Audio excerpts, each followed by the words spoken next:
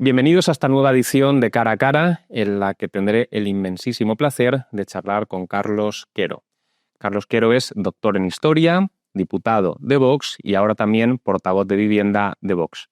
Carlos, muchísimas gracias por acceder a esta entrevista, es un placer. A ti por invitarme, es un gusto. Si te parece bien, para aquellos que no te ubiquen todavía, aunque es raro, vamos a empezar la entrevista con un bloque más biográfico para que puedas contarnos un poco tu periplo vital, por así decirlo, tu trayectoria. Bueno. Empezaste haciendo una tesis doctoral en materia de historia, historia contemporánea, relacionada con la vivienda, de ahí tu especialidad, que sobre este tema hablaremos después. Pasaste unos cuantos años en la universidad y quería preguntarte cuál fue tu experiencia en la universidad. Bueno, pues mi experiencia fue muy buena mientras estuve dentro de la universidad. Estuve 4 años y medio como profesor investigador mientras hacía la tesis doctoral en la Universidad Complutense de Madrid. Antes había estado haciendo el máster y había sido becario en un grupo de investigación. Y bueno, pues fue una experiencia realmente buena. A mí lo que llevo por dentro no es la política, lo que llevo por dentro es la investigación y la docencia, y yo pasé de los mejores años de mi vida mientras hacía la tesis doctoral, yendo por la mañana a un archivo, escribiendo, dando clase por la tarde y leyendo mucho. Y es pues a lo mejor el proceso justo el inverso al de la política, que es lo inmediato, pues esto es lo calmado, lo reflexivo, mucho tiempo, se lee mucho, se contrasta mucho. Y en los tiempos de la política pues son de una exigencia de inmediatez tremenda. Y la verdad es que lo disfruté mucho. Y una vez que terminé la tesis doctoral, seguí vinculado como investigador en el grupo de investigación al que yo estaba adscrito, y seguí participando, yendo a congresos, publicando libros, artículos, etc. Y cuando salgo elegido diputado es cuando se tuerce esta trayectoria y este recuerdo tan bueno, porque a partir de julio de 2023, que es la fecha en la que salgo elegido, bueno, pues la dirección del grupo de investigación, al que, como digo, lleva 9 años adscrito, me pide que firme una baja voluntaria, que me vaya del grupo de investigación, porque, palabras textuales, es incompatible ser miembro de Vox y pertenecer a este grupo de investigación. Universidad Complutense de Madrid, universidad pública, por mucho que las prácticas de las que estoy hablando parezcan caciquiles o de un cortijo, es una universidad que todos sostienen con su dinero y que, por tanto, tiene que estar abierta a recibir todo tipo de pluralismo. Pluralismo que, además, lo que yo vote o lo que yo diga, lo que yo piense o lo que yo proclame en un discurso, poco tiene que ver con lo que yo investigaba, una tesis circunscrita a finales del siglo XIX, principios del siglo XX, un grupo de historia urbana, con, bueno, historia urbana, historia política, pero que como es evidente, pues poco impacto tiene lo que yo diga hoy con lo que yo investigaba, y sin embargo, bueno, pues se me exigió que firmara una baja voluntaria que yo me negué a firmar, porque, bueno, pues yo no quería irme de un sitio en el que estaba muy a gusto, en el que haya contribuido, en el que tenía amistades, en el que tenía relaciones, bueno, pues de mucha confianza, de mucha estrechez, porque al final, pues cuando uno forma parte de un grupo de investigación, que además es digno de tal nombre, porque muchos grupos de investigación son meras carcasas que en verdad luego son individualidades trabajando de forma separada, pero aquí era gente que compartía metodología, técnicas de investigación, datos, mucho seminario, pues había habido mucho contacto. Y bueno, pues para mí fue bastante duro que primara lo político sobre un tipo de relaciones que, bajo mi punto de vista, son prepolíticas, que son la relación de mucho tiempo, la amistad, el compañerismo, etcétera.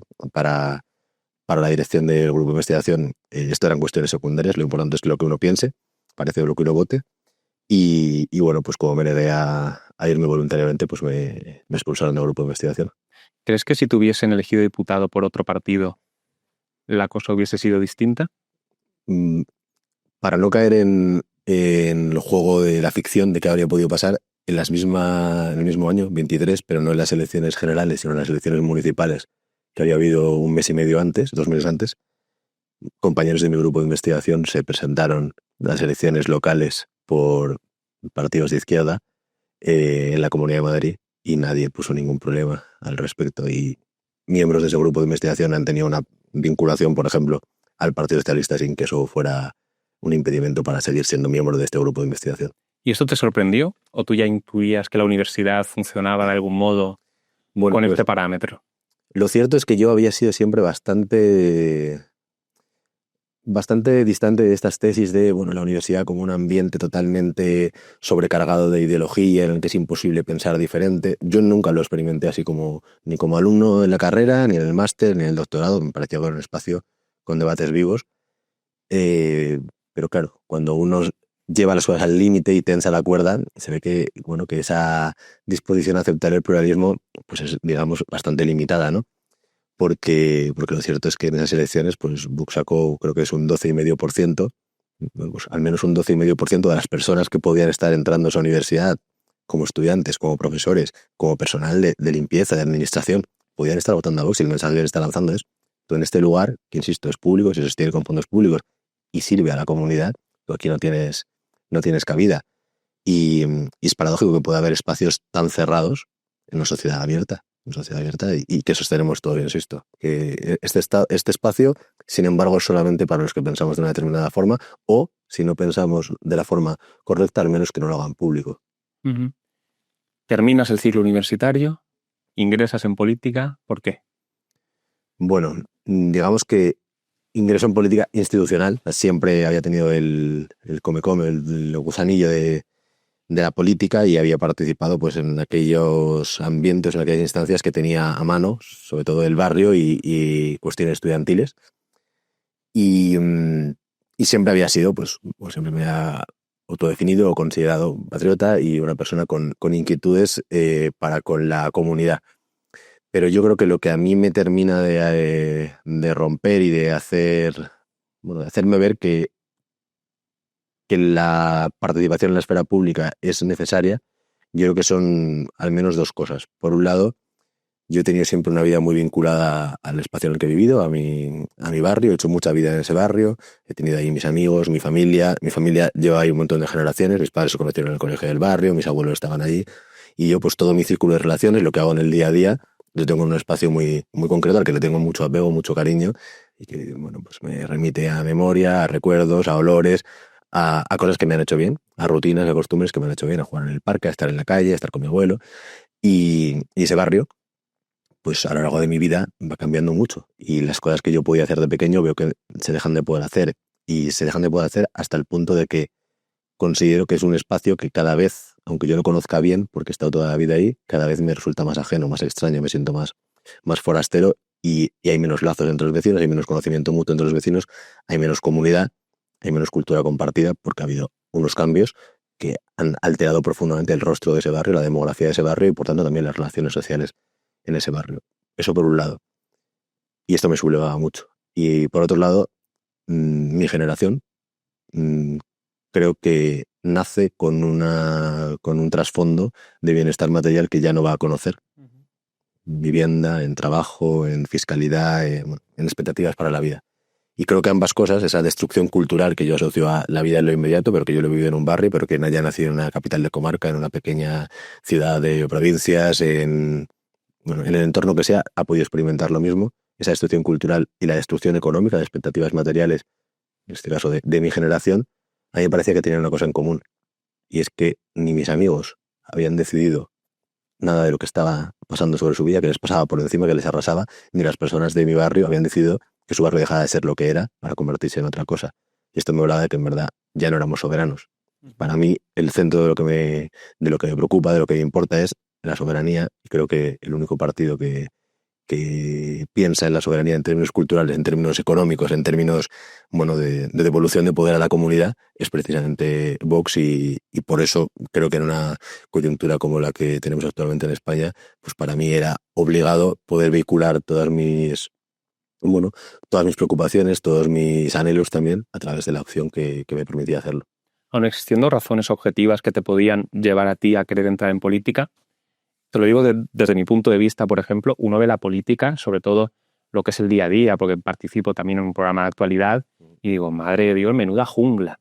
¿A ti hubo, antes de entrar, algún miedo que te asaltase en el sentido de, ostras, esto realmente me conviene, estoy preparado, es lo que mejor me vendrá?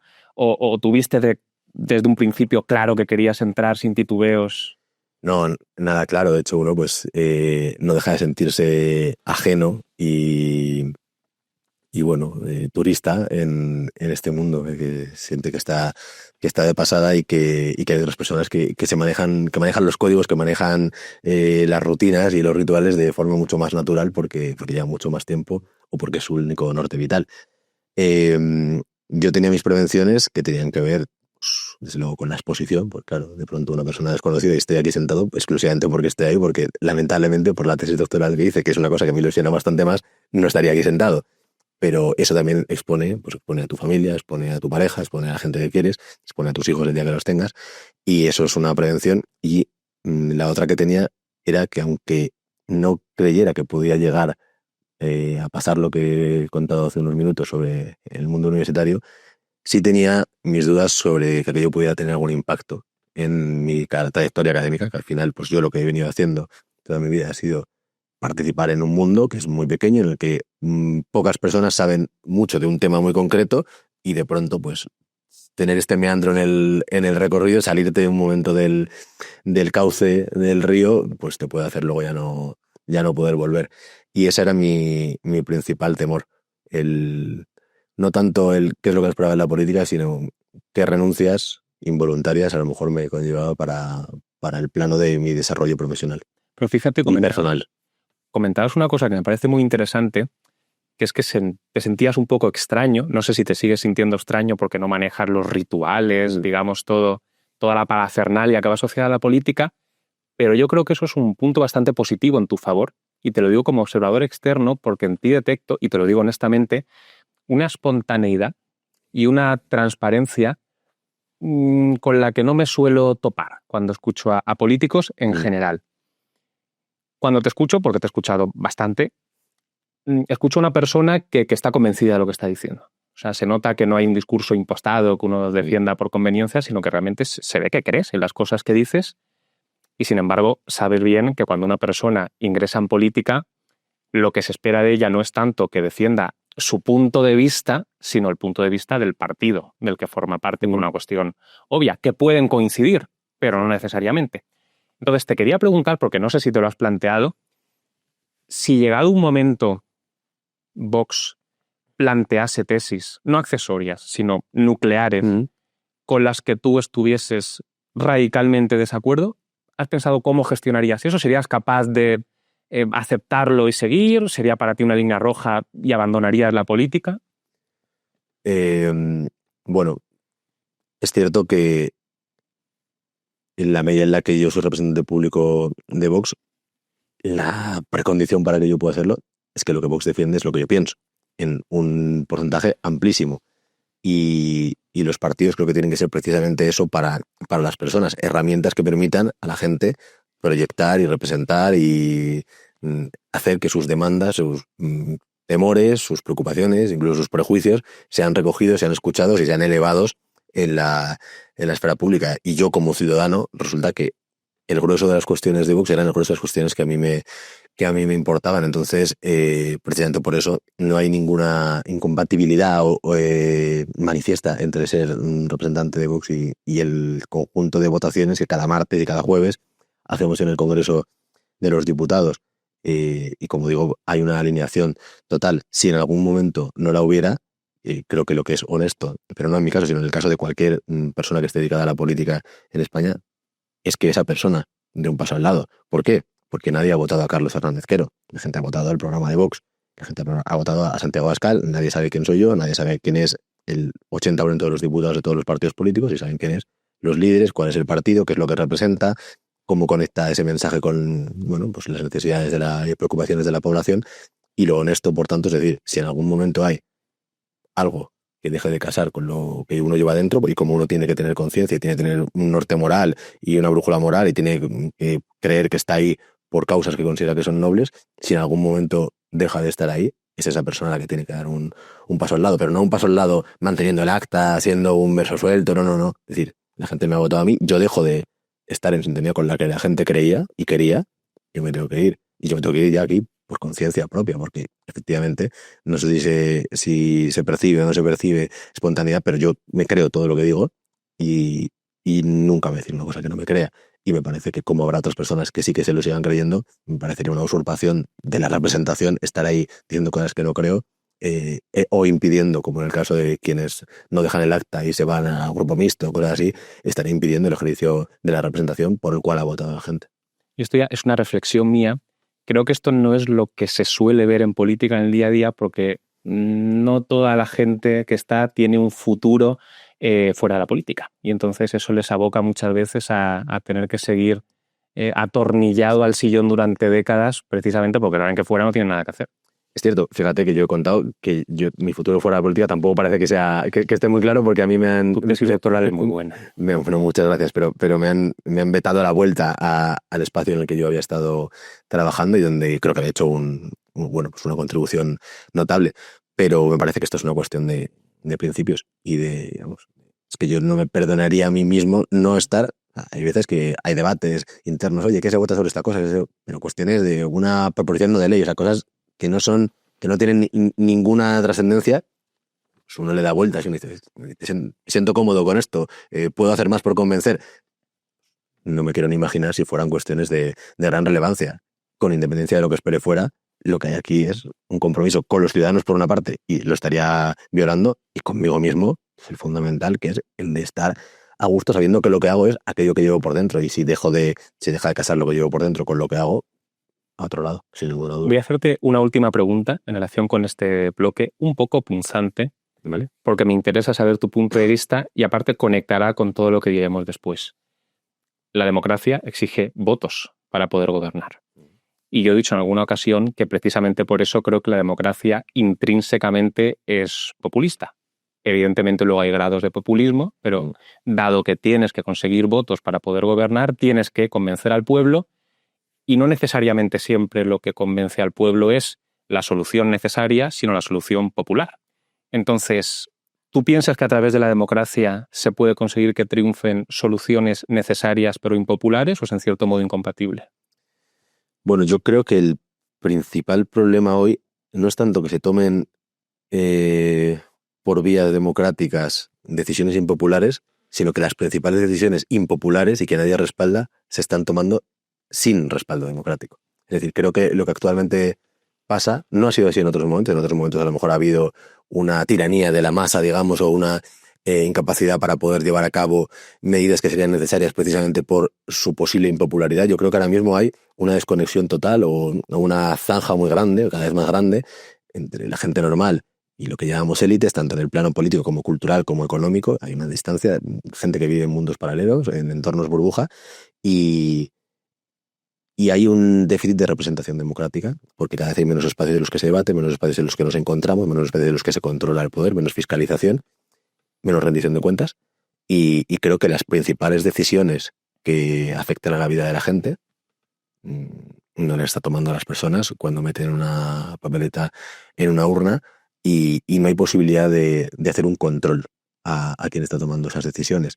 Y me voy al principio de nuestra conversación. Yo creo que algo que es muy característico de nuestro tiempo es que la gente corriente, las clases populares, las clases medias, los trabajadores, las familias, se ven cada vez más pequeñas, cada vez más chiquitas ante poderes que no han elegido, de los que conocen muy poco, y sobre todo se sienten muy frustradas. Y esto es algo que sí que es una reflexión que yo he hecho desde dentro de la política.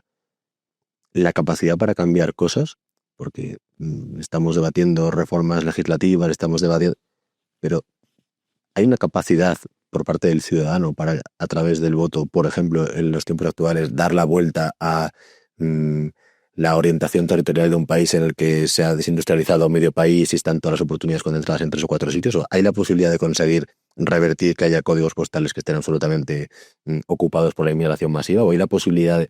Claro, hay grandes cuestiones sobre las que me parece que ya son el telón de fondo y que las hemos dado como telón de fondo, y que es: esto es lo natural, debatimos sobre las cuestiones pequeñas, lo doméstico, pero ya hay un telón de fondo que es no elegible, no debatible. Y previo al debate en la polis, que es lo que es la política. Y eso es lo que me preocupa, que las decisiones más impopulares no pasan por ninguna votación. Si te parece, vamos a aterrizar todo esto ya en relación con el tema de la vivienda, ¿vale? Que es tu tema. Creo que es imprescindible, cuando uno habla de la vivienda, empezar entendiendo por qué es importante tener en propiedad una vivienda, en la medida en que solamente, por definición, un problema se da cuando algo importante tú no lo puedes tener. Sí. Yo, por ejemplo, en mi casa no tengo tazas violetas, pero me da igual, porque no considero que es algo importante. Sí. Entonces, creo que el primer paso, antes de hablar del problema de la vivienda, es entender por qué es importante tener una vivienda en propiedad y no vivir indefinidamente de alquiler. Y cuando hablo de la importancia, no estoy hablando necesariamente de la importancia económica, pues oye, porque mira, porque tiene una rentabilidad superior al SP500. Me estoy refiriendo en términos humanos. ¿Qué aporta ser propietario de una casa? Sí, yo creo que en general todas las políticas, incluso las políticas económicas, hay que verlas de un tamiz de lo humanístico. Y el tener acceso a la propiedad, bueno, la propiedad es la proyección del hombre sobre sus cosas, es la capacidad de poder autogobernarte, de poder ser libre, de poder tener un espacio de autosuficiencia material que te permita también tener autosuficiencia moral, de principios, de criterio, de no ser, de repetir como un papagayo lo que dicen los poderes, lo que dicen los medios, y te permite brindar a los tuyos también una vida mejor. Cuando uno tiene una casa en propiedad, suele arraigarse, suele tener algo que defender, algo que conservar, algo que preservar. Ofrece a sus hijos pues una vida mucho más estable, mucho más segura en términos residenciales, no va dando tumbos de un lado a otro, no va teniendo que cambiar de colegio, no va teniendo que cambiar de trabajo tampoco, no va teniendo la inquietud o la incertidumbre de ver qué pasa cuando ahora se me termina el contrato, si me quieren subir mucho, si lo puedo afrontar, si entonces me tengo que ir a otro lugar. Permite brindar a la vida rutina, y la rutina permite brindar ahorro, y el ahorro y la estabilidad pues permite tener, bueno, pues permite tener más hijos, porque ya hay también estudios que muestran que las familias que viven en propiedad tienen mayor capacidad para poder tener hijos que las familias que no viven en propiedad, lo cual creo que es incluso pues bastante intuitivo, ¿no? Porque si uno está en un piso compartido con desconocidos, pues a lo mejor no le parece que sea lo pertinente vivir con su pareja, o si vive con su pareja, a lo mejor no le parece que sea lo pertinente que cuando los niños salgan al salón esté ahí un tipo que está con la novia. Bueno, pues entonces yo creo que todo esto nos tiene que hacer pensar que la estabilidad es un bien que a conservar o a recuperar, porque se está perdiendo, y además creo que hay todo un relato cultural de fondo de que la estabilidad es algo indeseable, que la rutina es algo aburrido, que para qué vas a querer tener propiedad, porque la propiedad es lo que te vincula a los hijos, pero si ya te han dicho que tener hijos contamina y que tener una pareja para toda la vida es negativo, que el poliamor es mucho mejor, el estar con una persona y luego con otra, porque lo de los compromisos es un poco carca, pues al final hay un discurso cultural, una cobertura cultural, digamos, desde la izquierda cookie o desde la izquierda fija, a una hora de destrucción económica, y te dicen, no, pero que es que esto te viene muy bien, que es que esto en verdad te libera, te hace más flexible. Hoy puedes vivir aquí, mañana en Londres, otro día allí, conoces estas cosas, tienes mundo. Sí, tienes mundo, pero tener tú no tienes nada. Y es, bueno, pues el cambio, ¿no? de la cultura de la propiedad a la cultura de la suscripción, ¿no? De la cultura del tengo algo y lo puedo legar, y como lo puedo legar, tengo interés en mejorarlo, tengo interés en preservarlo, a, bueno, pues soy un jornalero del alquiler, soy un adicto a las notificaciones de idealista, hoy estoy aquí, mañana estoy allá, y creo que es algo fundamental. Es algo que ha existido siempre, la propiedad, y es algo que ha anhelado siempre el hombre, y en el siglo XX se dieron las condiciones de desarrollo económico, de ensanchamiento de las clases medias, de surgimiento también de estados de bienestar, de niveles de acceso a educación que permitieron que muchísimas personas accedieran a la propiedad, porque se popularizó la propiedad de la vivienda, y sobre todo en los países mediterráneos. Los países mediterráneos con unos niveles de propiedad que permitieran que el ser dueño de una casa no fuera un lujo de cuatro ricos, ni de gente que había heredado, sino que el común de las personas, de renta baja, de renta media, eran dueños de su casa, y el común de los jóvenes eran dueños de su casa. Y eso te permitía, yo creo, mirar el futuro con unas perspectivas muy distintas a las que hoy lo hacemos. Entonces, ¿tú crees, por ejemplo, que muchos de los jóvenes actuales que no pueden tener en propiedad una casa retrasan o incluso renuncian a ciertas decisiones como el matrimonio, como los hijos precisamente? O sea, ¿crees que es un factor relevante a la hora de...?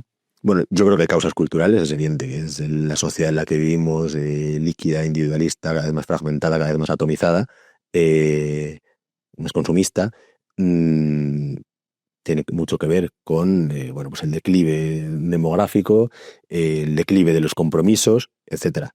Pero también hay una parte material. Yo creo que buenas ideas generan buenas realidades materiales, pero cuando deja de haber buenas realidades materiales no es fácil que germinen buenas ideas. Y entonces, bueno, pues ahora mismo nos encontramos que incluso quien quiere los retrasa o no llega a hacerlo porque es muy complicado. Porque es muy complicado, insisto, en un piso compartido, pero es que es muy complicado cuando España es uno de los países que tiene la tasa de emancipación más baja de la Unión Europea. Ahora mismo 15 de cada 100 personas menores de 30 años vive fuera de la casa de sus padres. Claro, y los que viven fuera de la casa de sus padres viven o en la otra punta de la ciudad o en la otra punta del país, porque si has nacido en Linares, en Tomelloso o en Benavente, desde luego no vives donde has nacido, vives con desconocidos, vives con extraños, en un semisótano. Entonces, bueno, pues lo cierto es que el relato que creo que baña todas las producciones culturales desde hace mucho tiempo, que es el del progreso ilimitado, la conquista de derechos, cada vez no se renuncia a nada de lo que ya se ha conquistado. ¿En qué estamos creciendo? Porque nadie nacido entre los finales de los 90 o mediados de los 90 y los 2000 va a vivir mejor que sus padres. O no parece que actualmente lo vayan a hacer. Casi todas las personas nacieron en hogares en propiedad. En el año 2002, entre el 85 y el 90% de los españoles vivían en un hogar en propiedad. Esa gente no va a vivir en un hogar en propiedad. Y no es lo mismo no hacerlo, que ya de por sí puede ser grave, que ya de por sí puede ser lastimoso. Sí, pero si no lo has conocido, no es lo mismo que si lo has conocido, que tú ya partes con una expectativa. Y cuando se rompe la línea entre experiencia y expectativa, y se frustra esa expectativa, es súper doloroso. Yo te lo comentaba al principio. Todo mi grupo de amigos tiene entre 32, 33, 34, 35, 36 años. Los únicos propietarios que hay son por herencia. Claro. Y si piensan en sus padres, todos eran propietarios con sus años, o casi todos lo eran con sus años. Claro, pues vaya desplome de expectativas y vaya desposesión. Y sí, insisto, y esto tiene esa vertiente económica, de autonomía, de poder para las familias, de poder que además creo que es muy reivindicable porque es poder ante todo. Es poder ante las amenazas de un político, poder ante las inclemencias económicas. Yo tengo aquí mi hogar, que como es mío, como no estoy en alquiler, como puedo poner cuadros, como puedo quitar cuadros, como puedo hacer obras, ya no es una cosa pasajera, no soy nómada. Me he estabilizado. Y ahora parece que a lo que nos llevan es al nuevo nomadismo. ¿Y se idealiza la pobreza de algún modo? Bueno, se romantiza de forma indecente, sí. Yo creo que esta gente, cuando idealiza la pobreza, lo que hace es de la necesidad virtud, y me explico. Hay un documental buenísimo, que lo he mencionado ya en alguna ocasión, que habla sobre el sobrino de Freud, que era un experto en propaganda, Edouard Bernays, y digamos que este hombre en el siglo XX se topa con una situación, lo contratan como genio del marketing para convencer a la gente de que compre más. Es decir, la gente tenía dinero, pero por la mentalidad de solamente compro algo cuando realmente lo necesito, y encima esos productos eran buenos, con lo cual no tenías que estar reciclándolo constantemente, a lo mejor se compraban un abrigo y ya duraba para siempre. No necesitaban tener 18 abrigos, y entonces las empresas dicen, leche, estamos perdiendo dinero, hay que convencerles, estimularles para que compren. Y yo creo que en el siglo XXI la operación de ingeniería social es exactamente la inversa. Es decir, hay gente que se ha criado en ese consumismo y que sin embargo decimos, ahí va, no van a tener dinero para poder saciar esas ansias consumistas en relación con muchas cosas, incluidas bienes esenciales. Vamos a convencerles, es una especie casi parecido al resentido, que se autoconvence de que las cosas no son buenas para vivir, digamos, con la mente más tranquila. Absolutamente. Hay como sobre una realidad material que es incontestablemente negativa, hay cada vez más discursos, hay un bombardeo, porque es en los dominicales, en los podcasts, en la radio, en las series. Es alucinante. Pero es un bombardeo que además no tiene oposición, porque la oposición es amplísima en las conversaciones que la gente tiene en su casa, en la pausa del café o con sus amigos, pero sin embargo no hay apenas producciones culturales que digan, no, yo es que querría tener hijos y no puedo. No, yo es que querría tener una casa en propiedad y no puedo. Cuando preguntan a los españoles en encuestas cuál es su medio de tenencia favorito, si quieren vivir en propiedad, si quieren vivir en alquiler, la gente dice masivamente, en torno al 80%, que quieren vivir en propiedad. Desde luego no creo que nadie conteste quiero vivir en un piso patera, nadie conteste quiero vivir en una otacaravana, quiero vivir en una cápsula para dormir o quiero vivir compartiendo turnos de ducha con desconocidos. La gente quiere vivir en propiedad y sin embargo eso no está reflejado. Y eso es otra de esas distancias cada vez más profundas que lo que hay entre el sentir mayoritario de gente que es gente corriente, que tiene su sentido común y que pues, de forma juiciosa creo que anhela aquello que ha conocido porque ha visto que le ha hecho bien, porque ha visto que estar enmarcado en cierta estabilidad le ha permitido disfrutar de una vida apreciable y dotar a su familia de una vida apreciable. Y sin embargo ahora se le está viendo que esta esquizofrenia de rupturas, de fragmentación, de atomización es lo que te va a llevar a poder realizarte, porque tu realización es estar en cada momento satisfaciendo deseos que en verdad te dicen que son necesidades, porque son deseos. Decías una cosa interesante y parece que en España sigue existiendo esa cultura. Otra cosa es que no se pueda, pero se quiere ser propietario y siempre se ponía el ejemplo contrastando un poco el caso español, quizá el Mediterráneo, con respecto a otras zonas de Europa, donde se decía, no, en esas zonas se prioriza más el alquiler o la gente le importa menos vivir de alquiler. ¿A qué crees que se debe esta mentalidad distinta en cuanto a una prioridad por la propiedad o una prioridad por el alquiler? Porque yo sí que la detecto. Bueno, y es evidente, hay mapas que podrían ser mapas de calor, que si uno se pone a ver cómo viven las personas en el centro y en el norte de Europa, que viven mayoritariamente en alquiler y que viven mayoritariamente de forma extendida en el terreno, edificios de pocas alturas, poca densidad, muchísimo tiempo en desplazamientos. Cuando vemos las típicas imágenes de Holanda o de Dinamarca y nos cuentan a lo del carril bici, sale el tipo con el... No, la bicicleta no le lleva de la casa al trabajo, la bicicleta la lleva de la casa al tren, que luego se tiene que coger con la bicicleta para ir a 1 hora al trabajo. En las sociedades mediterráneas, en el siglo XX, el crecimiento, sobre todo en las grandes concentraciones urbanas, fue apostando por por la propiedad horizontal, ¿no? Apostando por bloques de pisos con cierta altura, con cierta densidad, y esa densidad es, yo creo, consustancial al carácter mediterráneo y a cómo vivimos, que vivimos en la calle, que vivimos en comunidad, que vivimos con otros, que se generan comercios porque hay mucha gente, porque hay mucho intercambio, porque hay mucho roce. El clima también ayuda a ello. A lo mejor no apetece hacer mucho roce en Oslo un 4 de noviembre, no lo sé, pero seguramente en Madrid también apetece. Y esa forma de vivir está muy vinculada también a que, como la gente no iba dando tumbos de un lado a otro porque tenía su casa en propiedad, se arraigaba y se hacía vida de barrio y se hacía comunidad y te conocías con el otro.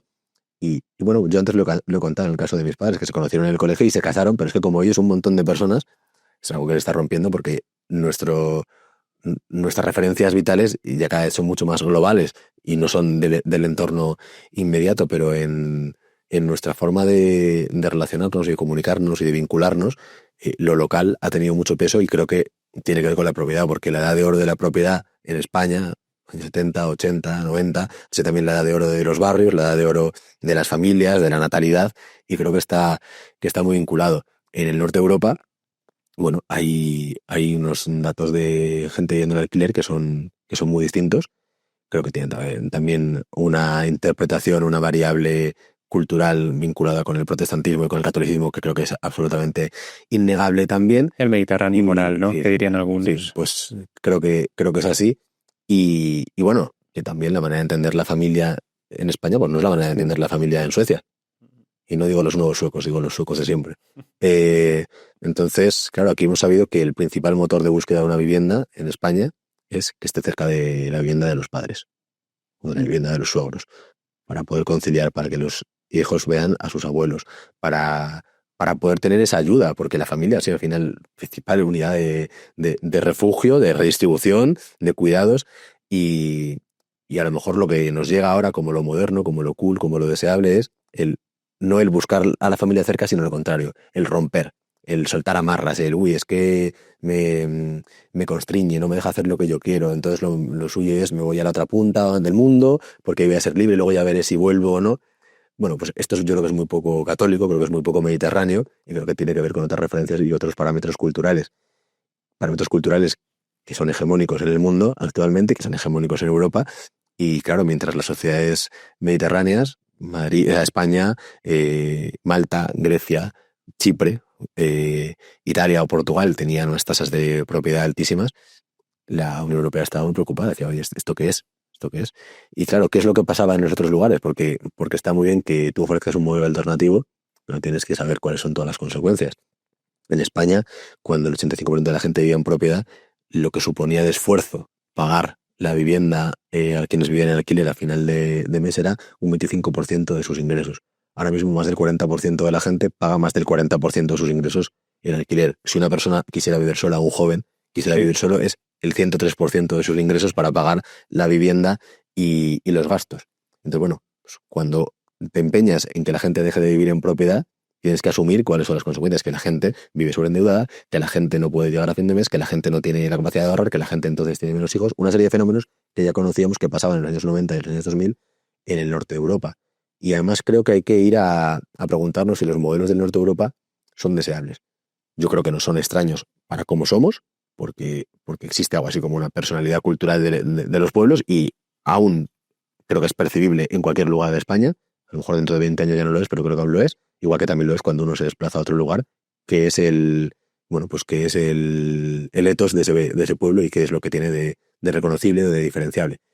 Y bueno, pues se nos vendía que lo suyo era vivir de alquiler, pero que además que quienes vivían de alquiler lo hacían de una forma muy, muy económica, porque lo que había en el norte de Europa era sobre todo grandes parques de vivienda social en las que pues tu casero era tu alcalde, o tu casero era el presidente del gobierno, o tu presidente regional.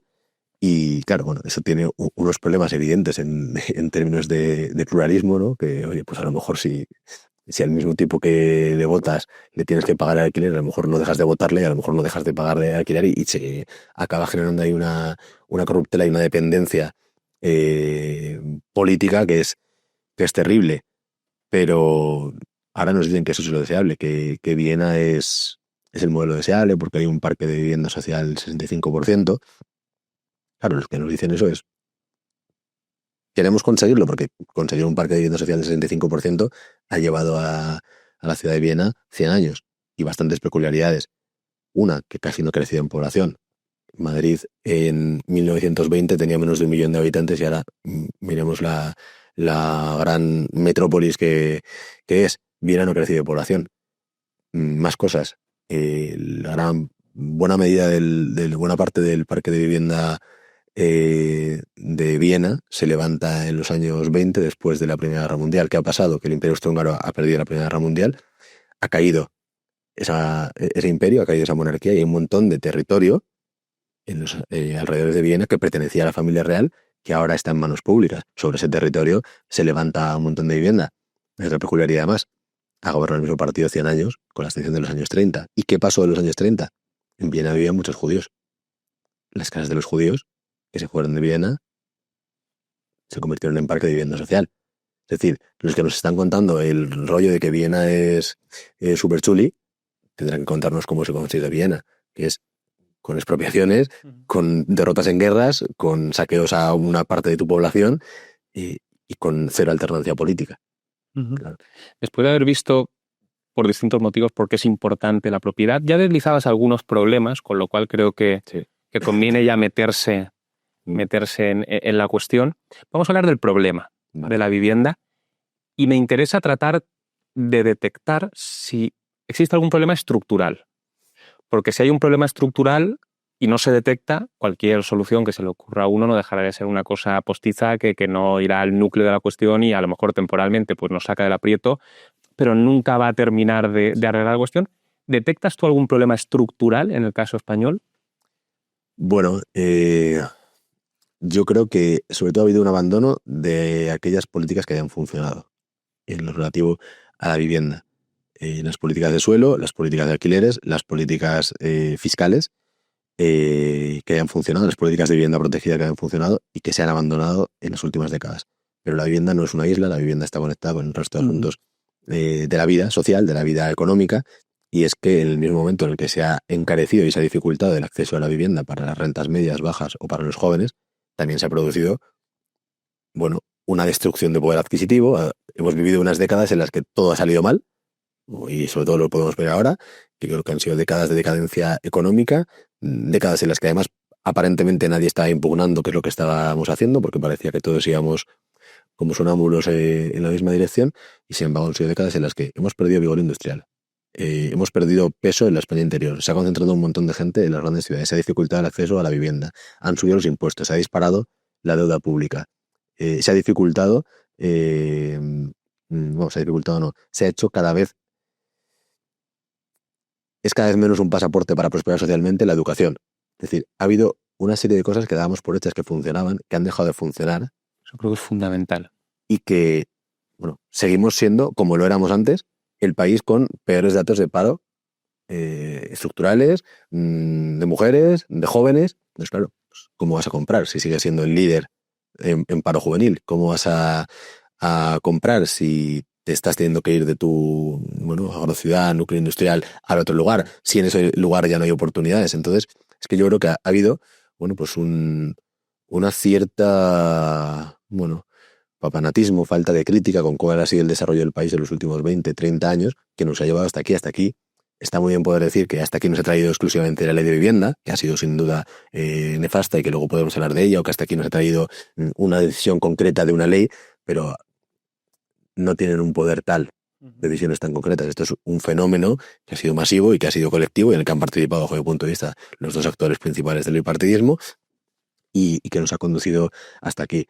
Para mí, aunque le diéramos la vuelta como un calcetín a todas las políticas de vivienda, mientras no se arreglara la cuestión del desarrollo territorial del país, de la inmigración, del mercado laboral, pues estaríamos llegando a tocar parte del problema. Pero insisto, es que es importante que seamos conscientes de que la vivienda no es una isla, que no es algo que digamos, podemos separarlo y hacemos buenas políticas de vivienda.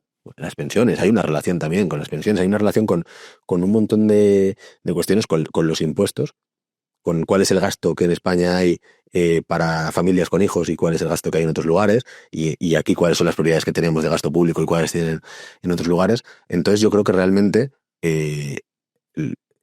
hay un problema que es estructural, que es hemos llegado hasta aquí porque dos principales actores nos han traído hasta aquí, porque no ha habido una gran contestación a ese modelo, que creo que ahora mismo sí que la hay, y quienes participamos de la contestación tenemos el deber para nuestra comunidad y para nuestra gente de ofrecer una alternativa que no sea del detallito, que no sea del punto arriba, del punto abajo, de la ayuda arriba, de la ayuda abajo, de poner un cero más, porque eso lo sabe hacer todo el mundo, sino de repensar el país desde cero. Y en lugar de dar por hecho lo que venía de antes y decir, venga, pues sobre esto vamos a cambiar, no, oye, desde cero. Vamos a levantar el edificio desde cero y vamos a ver cuáles son las necesidades que tiene este edificio porque está en una situación muy precaria.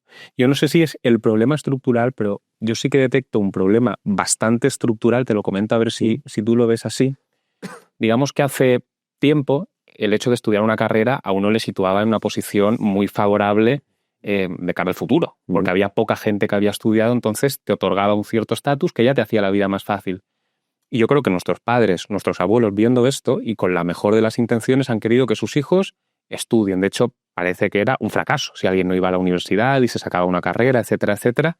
Claro, al final lo que ha provocado eso es que pocos jóvenes se formen en oficios manuales que se pueden ejercer perfectamente en pueblos, que muchísimos jóvenes se formen en oficios más intelectuales, por así decirlo, que normalmente se ejercen en ciudades, o donde uno puede encontrar las mejores posibilidades es en una ciudad.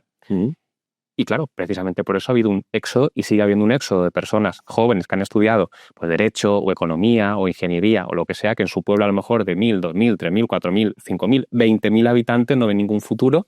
Y claro, al final, si todos esos jóvenes se van en masa a Madrid, a Barcelona, a Valencia, a Málaga, a Alicante, oferta y demanda, las viviendas son las mismas, muchísima gente más quiere estar ahí, el precio sube y esta tendencia, claro, yo la veo difícilmente reversible, no sé cómo lo ves tú. Bueno, absolutamente de acuerdo con todos los pasos que has ido contando. En este país se ha considerado que ser trabajador manual es ser un pringao, es ser un paleto. Un pringao que, por cierto, hoy en día te viene con una nómina de 10.000 netos al mes. No, claro, por supuesto, porque las personas que en el año 2002 estaban comprando una vivienda con 25 años, pues a lo mejor no todas acababan de terminar filología, brea o periodismo. Eso a lo mejor algunos eran tornero fresador o era carpintero o era peluquera. El ejemplo lo digo para que la gente no piense ¿en qué mundo vives? Lo digo con conocimiento de causa, claro. Que una persona que trabaja montando cámaras frigoríficas me vino con una nómina 10.000 netos al mes, por ejemplo. Pues en este país hemos considerado que eso era de pringados, que eso era de poco modernos, de ese país que queríamos dejar atrás, porque yo creo que ha habido como una idea muy clara de tenemos que parecernos a Europa porque aquí tenemos un problema estamos apolillados, nos resuma franquismo por encima, España en blanco y negro, nuestros abuelos mal, los abuelos de los demás bien. Y pues vamos a huir de este tipo de trabajos. De este tipo de trabajos que muchas veces brindan una estabilidad laboral muy superior, una capacidad para ingresar dinero en edades más tempranas que cuando ahora tienes que hacer la carrera y luego el máster y las prácticas en 3 empresas diferentes y demás. Y ha habido una apuesta decidida por decir, es mucho mejor que tú estudies una carrera sin ningún tipo de salida laboral, y ya vemos cuantísimas carreras tienen por debajo del 50% de egresados en las carreras trabajando en algo medianamente vinculado con esa carrera. A lo mejor tendremos que pensar que las plazas de las carreras tendrán que estar vinculadas a las posibilidades de inserción en el mercado laboral, que creo que es una cuestión absolutamente básica, pero para no estafar tampoco a esa gente y para no estafar al contribuyente que está sosteniendo las carreras, creo que es algo fundamental. Pero porque luego además es que la FP, las escuelas profesionales, permitieron a muchísima gente formarse, trabajar, tener ingresos, tener ahorros, poder tener una vida que ahora mismo con el overbooking de gente, con la licenciatura de periodismo, con el grado, que no lo hay. Y efectivamente es lo que tú has dicho, muchos de esos empleos se podían hacer en los lugares donde, y no solamente en pequeños pueblos, sino capitales de comarca, en capitales de provincia, en núcleos industriales, que además tienen una peculiaridad, es que en esos sitios se construyó mucha vivienda en los años 90, en los años 2000, el boom, se construyó mucha vivienda en estos lugares, al mismo tiempo que se acababa con las posibilidades de que esas viviendas fueran alguna vez habitadas. Porque claro, al mismo tiempo que construías unas viviendas de 80 metros, 3 habitaciones, en una capital de comarca en Ciudad Real o en León, destruías las condiciones para que alguien se pudiera quedar ahí, porque estabas diciendo no a la industria, no a la ganadería, la vida en el mundo rural estigmatizada, trabajar en servicios aquí de nuevo también es de un pringao, porque es lo que es el culmen del éxito, es que te vayas a vivir a ese semisótano con desconocidos en Madrid para que veas de vez en cuando unas luces de neón y puedas ir un día al Bernabéu a ver un concierto o no sé qué, eso es el éxito. Hablas con tu madre por WhatsApp, 2 videollamadas al día, luego ves a tus abuelos solamente en Semana Santa y en Navidad, ese es el éxito.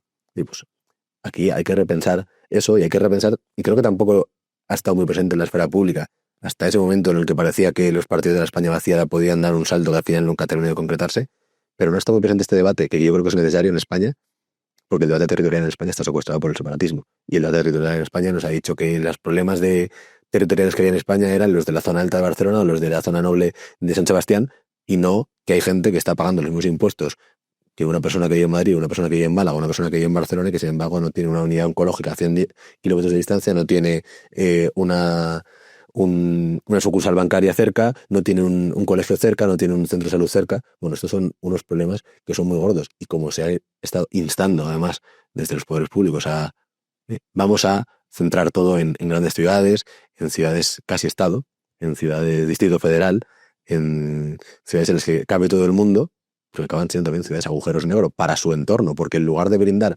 posibilidades a una corona de municipios o una corona de localidades que estén vinculadas a lo que es una red metropolitana, en lugar de ser una metrópolis, es una megalópolis que absorbe, pero que no genera condiciones en su núcleo inmediato. Y creo que este es uno de los debates que tenemos que tener, que la solución de la vivienda tiene que tener como una de las ecuaciones, como uno de los ingredientes de la solución, permitir que quien quiera pueda vivir donde ha nacido, que en esos lugares haya oportunidades, haya ocio, haya trabajo, haya condiciones para poder vivir gente mayor, para que tengan, por tanto, atención sanitaria, que haya condiciones para poder tener a niños, que no solamente haya colegios, sino otros niños con los que poder jugar, y que sean entornos family friendly, que es algo que ya no sucede. Entonces, hasta que no nos planteemos eso, pues aquí vamos a poder seguir creciendo ciudades como Madrid, pues porque aún hay amplia llanura, ¿no?, sobre la que cabalgar, pero oye, en Málaga, que tienes una montaña a un lado y un puerto al otro lado, ¿qué haces? Yo esto lo veo muy difícil de revertir porque, claro, por un lado implicaría crear toda una serie de condiciones económicas para que en esos pueblos floreciera la industria, etcétera, etcétera, y hubiese trabajos, porque claro, cuando se dice el problema de la vivienda, evidentemente nos estamos refiriendo al problema de la vivienda en grandes ciudades, en un pueblo, pero claro, ahí no tienes trabajo. Entonces, precisamente por eso... Pero y luego yo también eso lo había hace 20, 25, 30 años, claro. Y yo también detecto que precisamente por eso me parece una dinámica difícil de corregir, y creo que también hay que entonar un poco en mea culpa, y reconozco que aquí estoy generalizando un poco, pero creo que al hecho de tener una carrera va asociado cierta soberbia. Sí, bueno, por supuesto. Y desde el momento en el que una persona estudia una carrera, por pocas salidas profesionales que tiene, dado que yo soy licenciado, ¿cómo me voy a poner a hacer este trabajo? O sea, lo consideraría una degradación social por la que yo no estoy dispuesto a pasar. Y veo una convergencia de esos dos puntos. Absolutamente. Y hay un clasismo y una mirada por encima del hombro, muchas veces de las profesiones sobre todo culturetas, desde las clases creativas, desde el periodista, desde el productor, desde el tipo que trabaja en algo audiovisual, los doctorandos. Oye, Yo vivo en mi guardilla en Lavapiés, con mi toque bohemio, medio francés, me escribo, me bajo, me compro un vinilo, voy con mi bici, y yo sé. Y yo luego te digo, cuando hago los guiones de la serie, cuando hago los guiones de tal, te digo cómo tienes que vivir tú, pero yo no quiero ser como tú.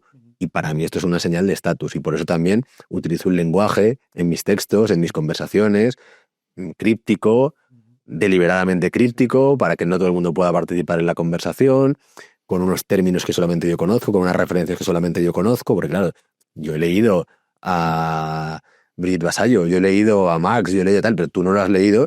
Por tanto, Y tengo que restregarte claro, esa. y tú por qué vas a saber cómo tienes que vivir. Yo te digo cómo tienes que vivir, pero yo no quiero ser como tú.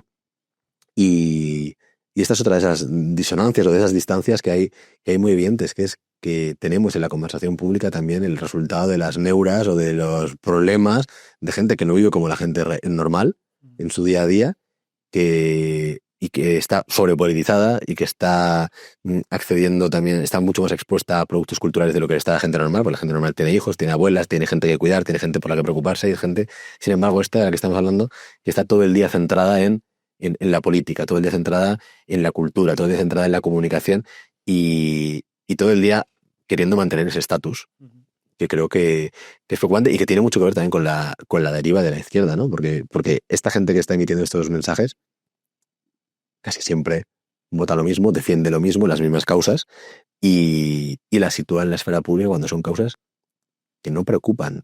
La comida de los domingos de una familia no se habla de esas cosas. Sí. Hay ciertos boomers, ciertos, no todos, pero sí que es un discurso más o menos extendido entre los boomers. Los boomers son la generación del baby boom, nuestro padre más o menos de una persona que tenga nuestra edad, para quien no conozca este término, a los que yo escucho decir que si los jóvenes no se pueden comprar una vivienda hoy en día es por Netflix. Es primero porque no se esfuerzan lo suficiente, pensando ellos en que ellos se esforzaron y eso les permitió comprar una vivienda, y porque no ahorran y se gastan ese dinero en otras cosas que ellos consideran pues banales o prescindibles, como puede ser Netflix, cenas, viajes, etcétera. ¿Qué hay de cierto en eso? Bueno, estábamos antes hablando de la izquierda caviar que mira por encima del hombro. Esto es la derecha regañona de toda la vida.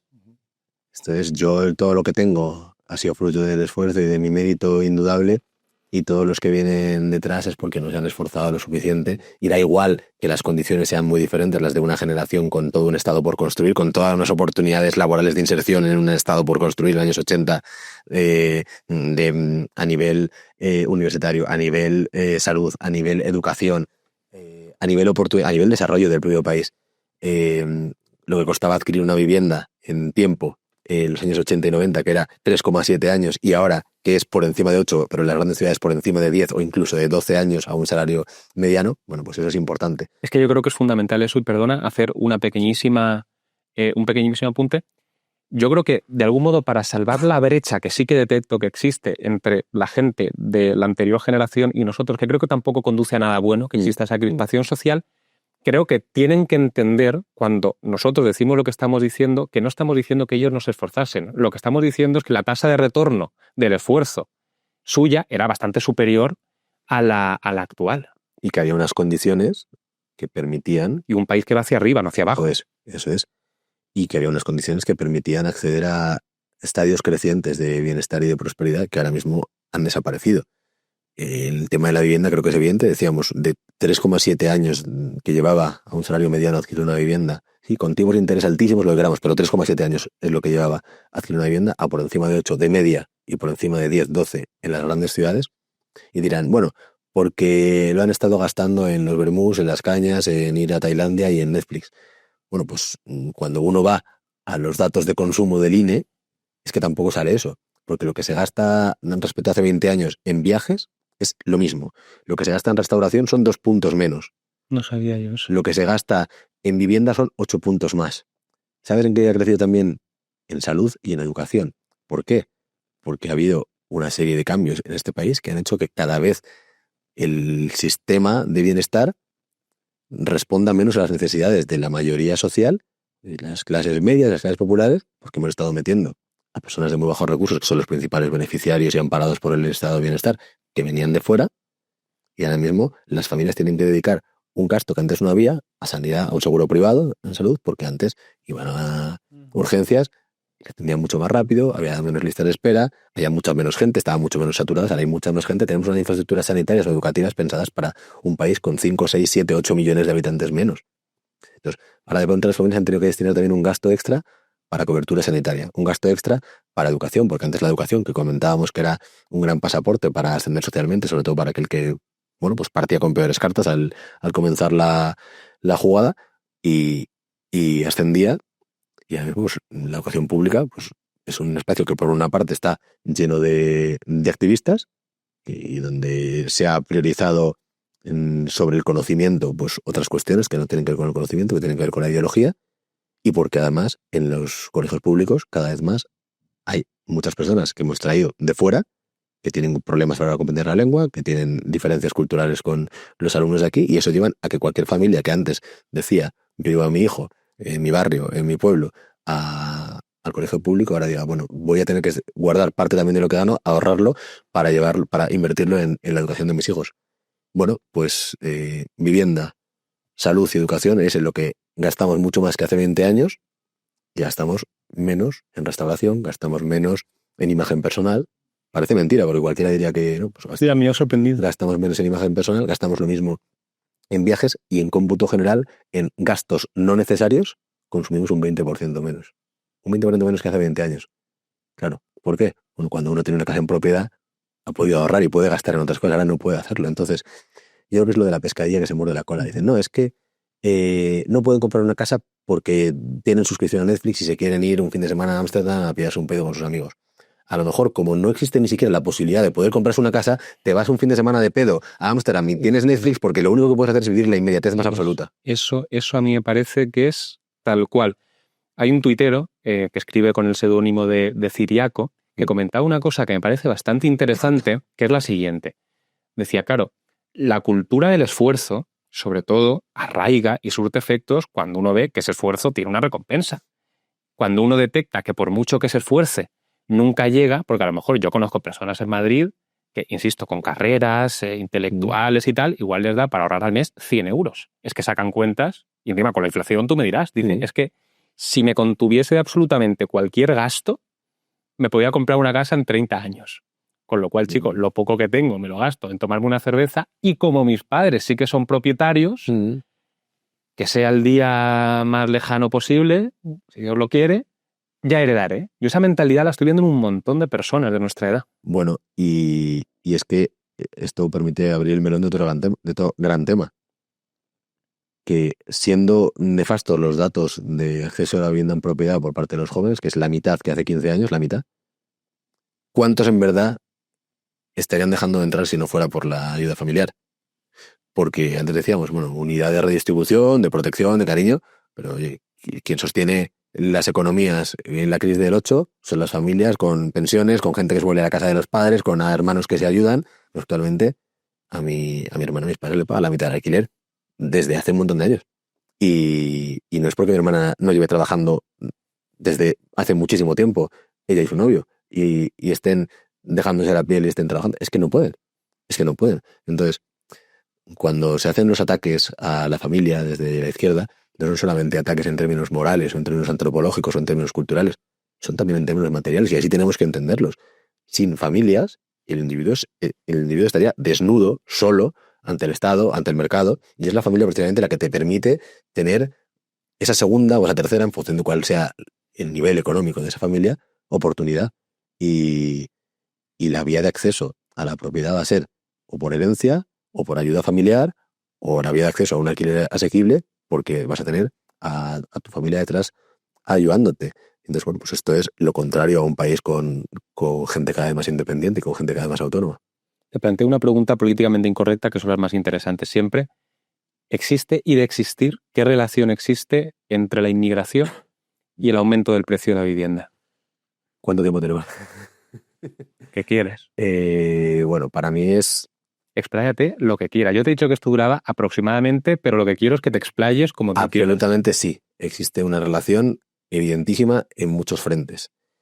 Primero de todos, en España tenemos el mismo parque inmobiliario que en el año 2008-2009. El mismo número de inmuebles. por supuesto están mucho más viejos, están peor situados que entonces porque la gente está mucho más concentrada en grandes ciudades, está concentrado en menos manos porque como cada vez hay menos propietarios, familias, está concentrado cada vez más, aunque siga siendo poco, en manos de fondos, en manos de fortunas extranjeras, pero ese es el mismo parque inmobiliario para mucha más gente.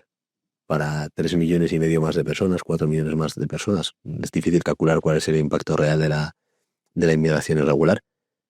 El mismo parque para 4 millones de personas más, pues hay un problema. Pero es que además, mismo parque para gente presionando, como antes comentabas tú, la demanda en las grandes ciudades. Parque, como decimos, también mucho más antiguo.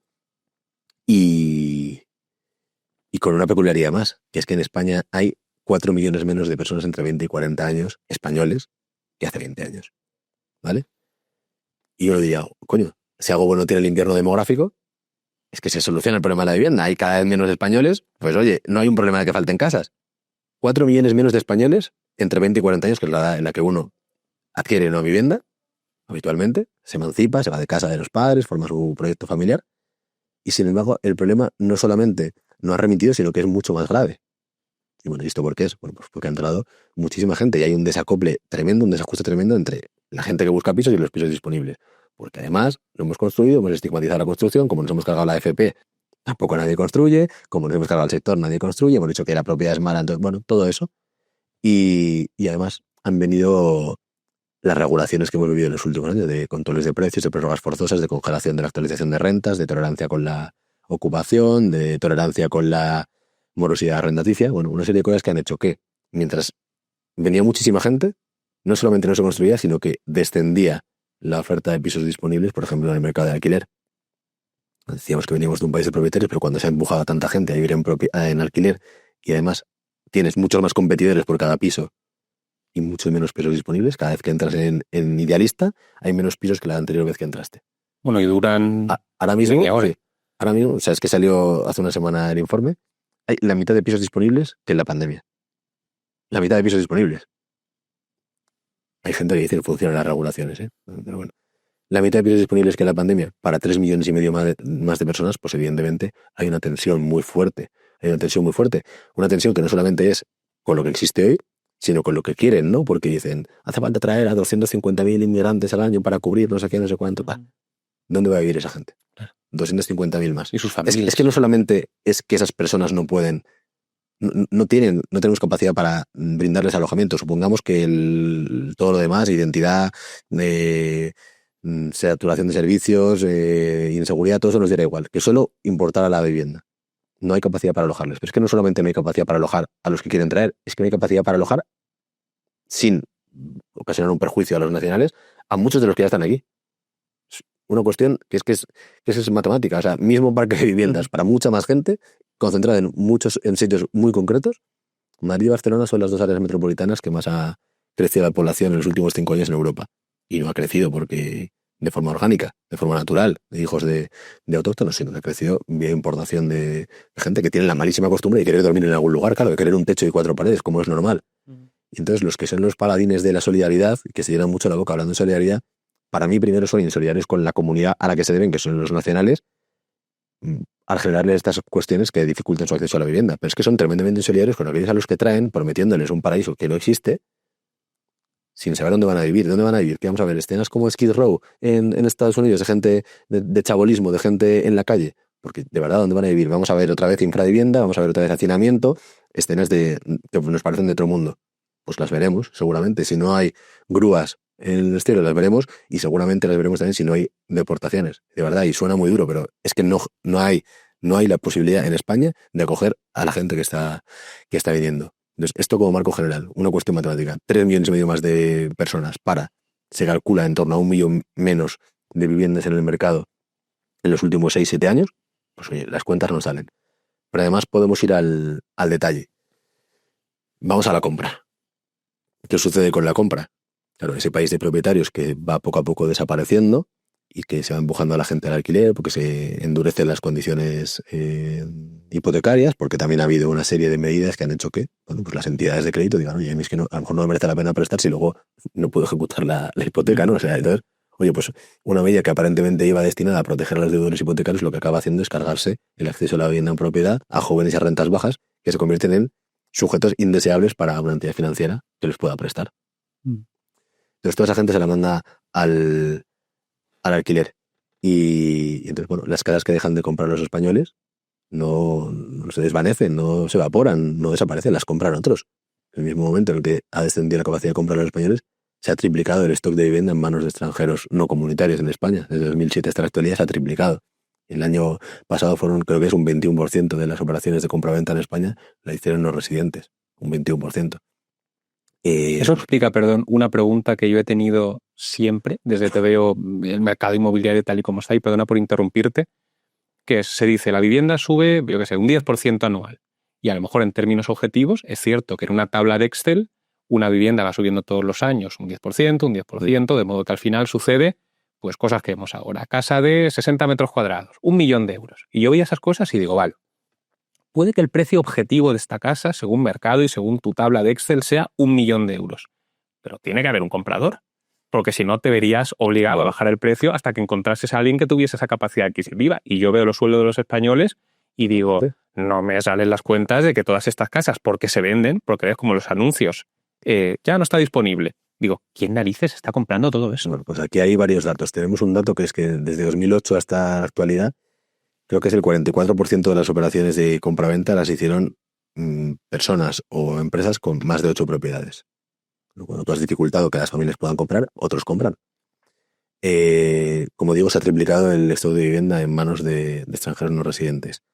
Uno se encuentra su buzón o en su limpia parabrisas, cartitas que te ponen o impresos que ponen, compro al contado, no importa precio, no importa estado, comprador chino, comprador venezolano, comprador ruso, comprador americano.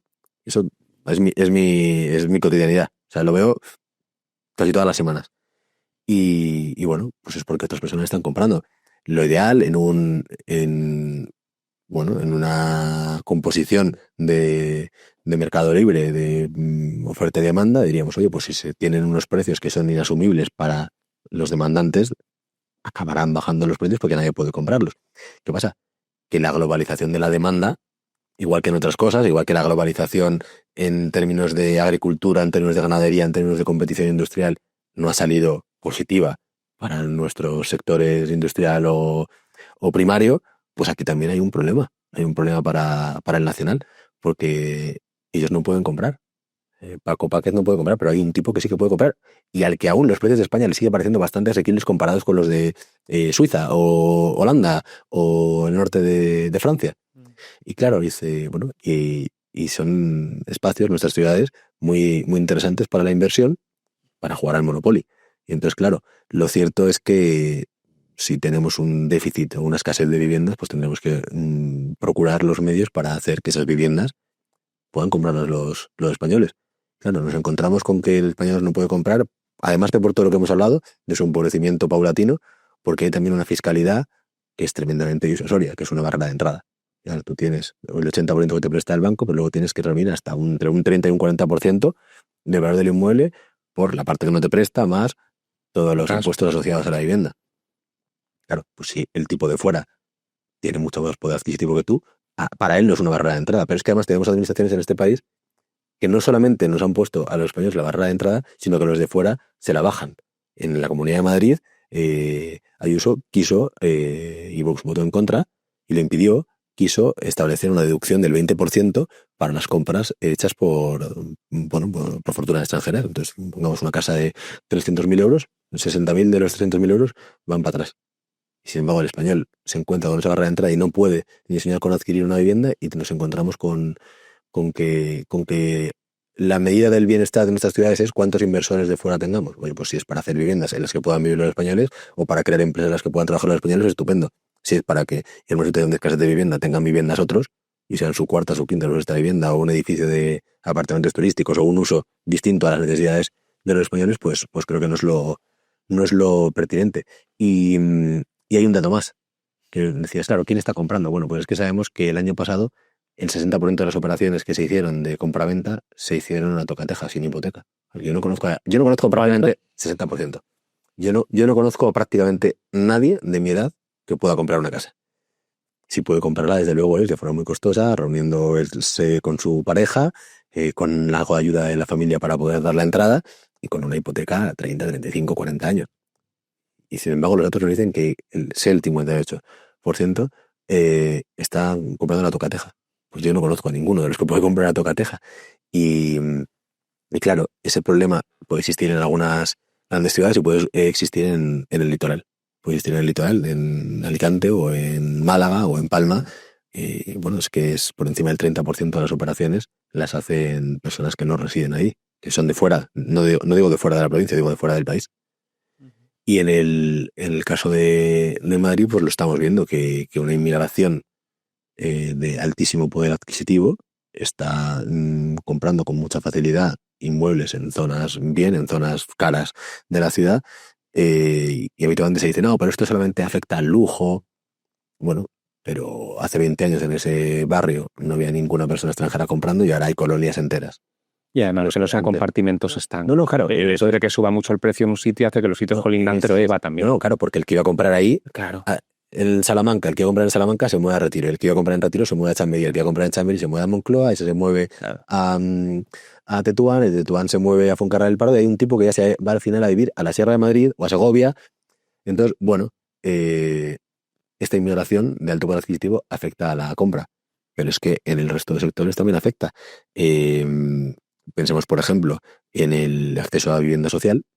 A mí mi sensación es que el español se va quedando, el español medio, el español corriente, el del montón, se está quedando en tierra de nadie porque no tiene la capacidad para poder comprar, por todo lo que hemos hablado y porque otro es el que compra en su lugar, pero tampoco es lo suficientemente pobre como para poder llevarse las ayudas sociales o para poder ser receptor de vivienda social, porque como nos hemos dedicado a importar a los pobres de todo el mundo, tampoco puede llevársela. Entonces el español es el que paga la fiesta del de abajo y el que tampoco puede acceder a la vivienda en propiedad y se queda ahí en tierra de nadie con su proyecto vital estancado para siempre, con unas perspectivas muy poco halagüeñas, porque claro, cuando salen en las listas de receptores de vivienda social o de ayudas sociales al alquiler, pues claro, los nombres se repiten y los apellidos se repiten, y nunca son Martínez ni Fernández. Y claro, pues es algo bastante problemático. Y bueno, yo creo que tiene que haber formas para buscar que ante la gran capacidad de compra de los de fuera se priorice a las posibilidades del nacional, que sobre todo en una situación como la actual de emergencia habitacional hay muchos países en el mundo que dicen, oye, en situaciones de escasez de vivienda tú tienes que llevar mucho tiempo residiendo en el país para poder comprar. Porque si no es que me estás devastando el mercado, porque estás detrayendo unidades y haciendo que suban los precios, porque se mantiene artificialmente altos porque tú tienes una renta diferente a la del nacional. Pero en el caso del alquiler, a lo mejor tenemos que plantearnos si una persona puede alquilar. Yo lo recuerdo cuando la crisis del 8, que yo tenía amigos que se fueron a trabajar a camareros a Londres, a Edimburgo. Oye, y te pedían nómina, 3 meses de nómina para poder alquilar, para alquilarte. Y pues aquí a lo mejor hay que pedir NIE y nómina para poder alquilar. Y cuando uno deposita la fianza en el IBIMA o en el Instituto de la Comunidad Autónoma que sea, de la fianza del propietario de su inquilino, también tenga que depositar copia del NIE, copia del contrato laboral, y que se persiga desde luego el empadronamiento fraudulento, pero también aquel que esté arrendando a inmigrantes ilegales, y que velemos porque el parque, ya que nos hemos negado a construir y nos hemos dedicado a sacar unidades del mercado con las regulaciones, que las que hay tengan que ser para los nacionales. Y luego en lo relativo a vivienda social, yo creo que aquí hay que hacer un cambio total, absoluto, un giro. En algunas comunidades autónomas el criterio para ser beneficiario de vivienda social es el desarraigo. Por ejemplo, en País Vasco es el desarraigo. Antes hemos hablado de que el principal motor para buscar casas es que esté cerca de la casa de los padres. Pues no, aquí es, si tú no tienes vínculos, si tú no tienes lazos, te damos puntos para que tengas una vivienda social. Bueno, a lo mejor hay que darle la vuelta a esto y hay que poner como criterio para poder acceder a una vivienda social el arraigo, y como criterio, ya que no puede haber una distinción por nacionalidad, pues el acumulado de años histórico tuyo en un municipio o tuyo y de tu familia en un municipio, porque es que si no, estamos destinando el escasísimo parque de vivienda social que hay en España también a que sea ocupado por personas de fuera. claro, eso evidentemente fomenta que sigan viniendo más, como es lógico, o sea, sigue fomentando ese efecto de llamada. Pero luego hay una cuestión más, y es que la vivienda no termina en el rellano, no termina en el portal, no termina en el felpudo. O sea, lo que pasa afuera, en tu barrio, en tu entorno, también es parte de las políticas de vivienda. Tenemos que considerarlo como tal. De nada te sirve tener una vivienda estupenda con tus paredes pintadas del color que tú quieras y tu tele maravillosa y tus árboles empotrados y cuando sales a la calle es el Far West. De nada te sirve.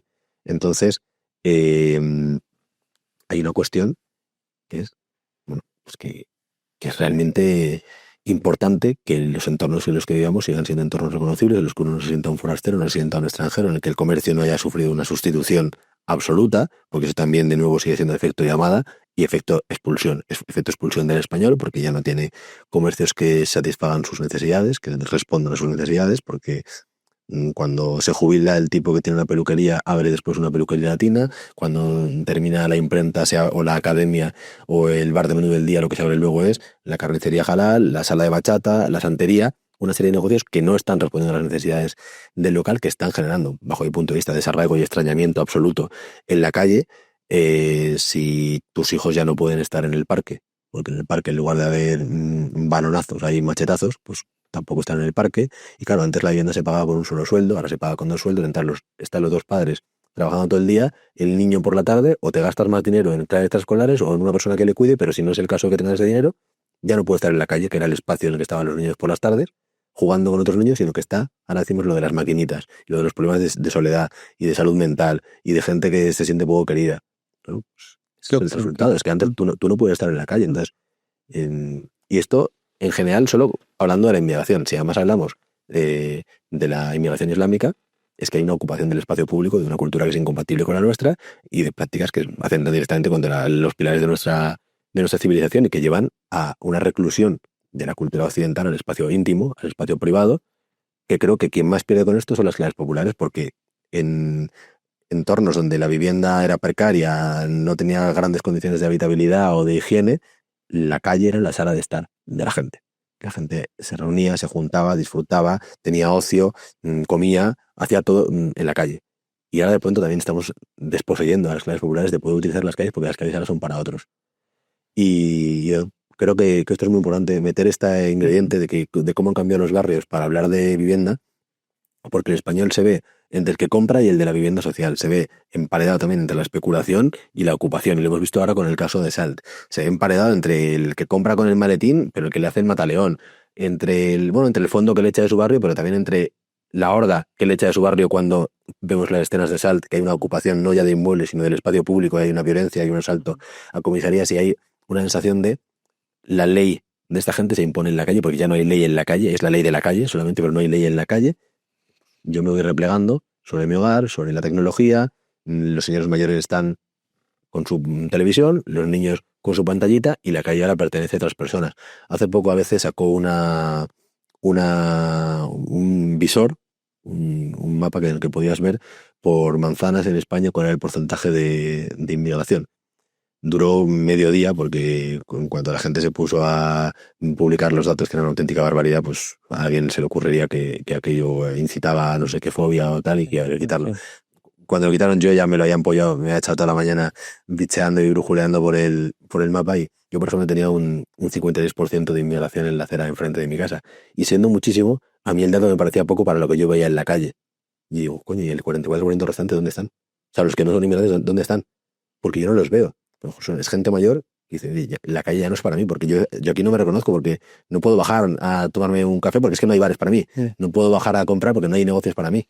Entonces creo que cuando hablamos de vivienda e inmigración, no solamente hay que hablar de las casas que se llevan unos, de las ayudas que se llevan unos, de la capacidad de compra tan disímil que hay entre el gran comprador extranjero y el español medio, no solamente hay que hablar de la diferencia entre las casas disponibles y la inmigración que ha llegado, sino que hay que hablar de que los barrios han cambiado de una forma que el español se ha emparedado. Y que la izquierda, que habla con mucha frecuencia de gentrificación, bajo mi punto de vista con razón, de gente que se expulsa de su barrio porque llegan personas con mayor nivel adquisitivo y les expulsan porque hacen que suban los precios, porque cambian sus comercios, es que también hay un fenómeno que es la gente que se va de su barrio por la degradación. Por la degradación. Y al que se va de su barrio, al que tiene que romper con sus lazos, con sus entornos, con sus recuerdos, con su familia, Le importa muy poco que el que le eche sea un fondo o sea una banda latina. Le importa lo mismo, que es que se va. Es que se siente extraño, es que se tiene que ir.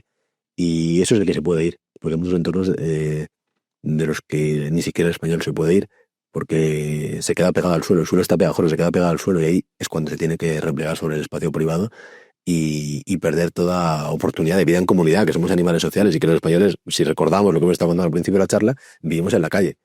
Y entonces para mí es fundamental. No se puede hablar de vivienda sin hablar de inmigración, no se puede hablar de vivienda sin hablar de que hay espacios ocupados por la inmigración masiva. Creo que no se puede hablar de vivienda sin hablar, ahora que se habla tanto de zonas tensionadas, hay que hablar también de zonas hostiles a nuestra cultura, de zonas hostiles a nuestra forma de ser, y que las zonas hostiles son calderas a punto de estallar. Y no se puede hablar de vivienda sin decir que fronteras seguras son pisos asequibles también. Y que nunca van a ser asequibles si no hay fronteras seguras ni deportaciones masivas. A mí se me plantea una pregunta, incluso apelo a tu faceta de historiador, porque yo detecto una anomalía absolutamente brutal, históricamente hablando.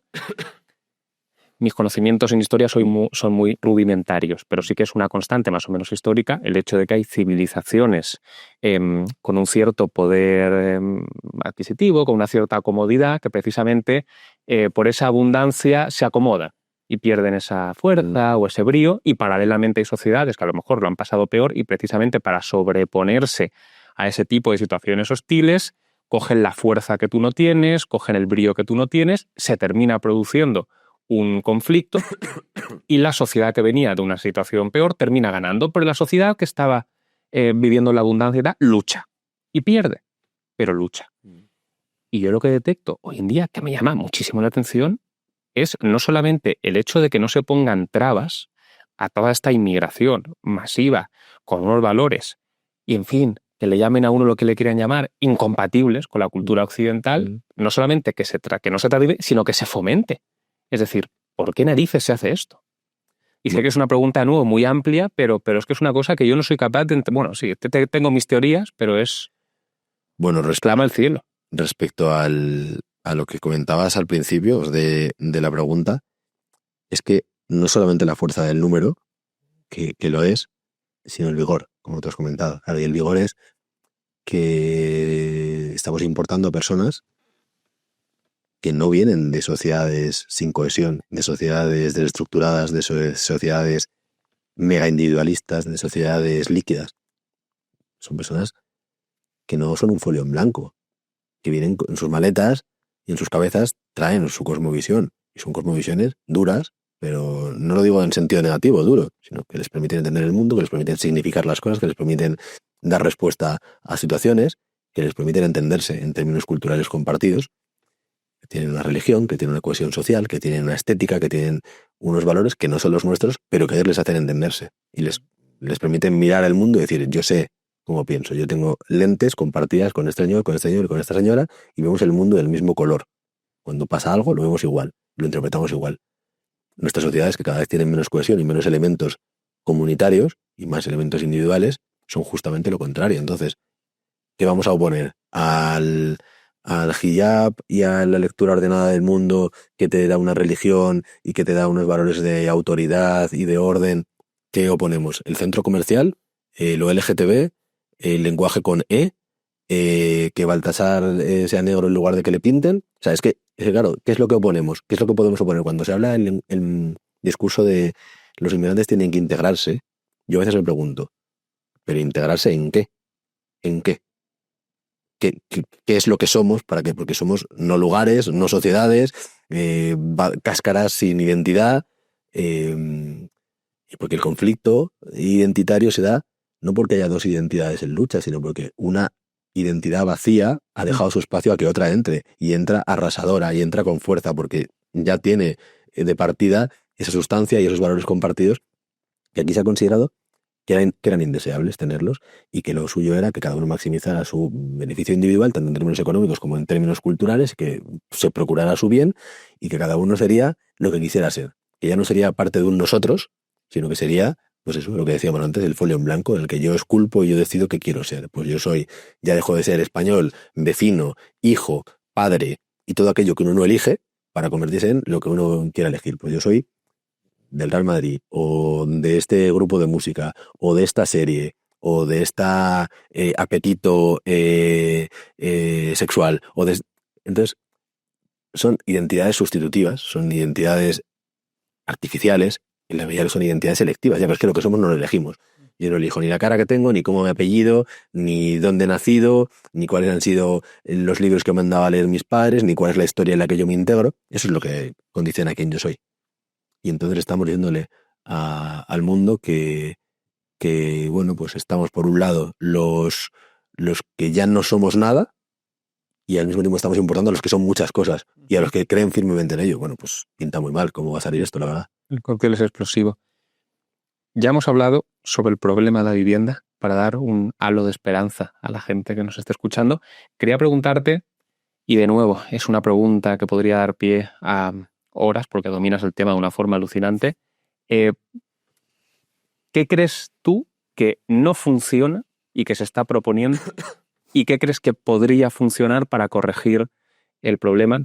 Que sé de nuevo que es una pregunta que podrías estar 5 horas contestando, pero me interesa saber tu punto de vista. Vale. No hay prisa tampoco, ¿eh? O sea, te lo digo simplemente por... Bueno, sabemos clarísimamente que no funciona una cosa que es lo que se estaba haciendo en los últimos 7 años, que son las regulaciones sobre el mercado de alquiler que han llevado a los propietarios a una situación de incertidumbre y de inseguridad jurídica que les ha llevado a preferir que su vivienda no esté ofertada, ya sea porque la vendan, porque la dejen vacía, porque la pongan en otros mercados con usos alternativos como el de por habitaciones, el de temporada o el turístico. Y sabemos que esto no funciona, que las prórrogas forzosas a los contratos, que los contratos indefinidos, que la congelación a la actualización de rentas como hubo en el año 2022, que la tolerancia con la ocupación como ha habido, bueno, pues desde el año 2015 cuando el Partido Popular rebaja en el Código Penal el peso del delito de usurpación, como en diferentes momentos en Cataluña en los que bueno, se ha venido legitimando la ocupación, como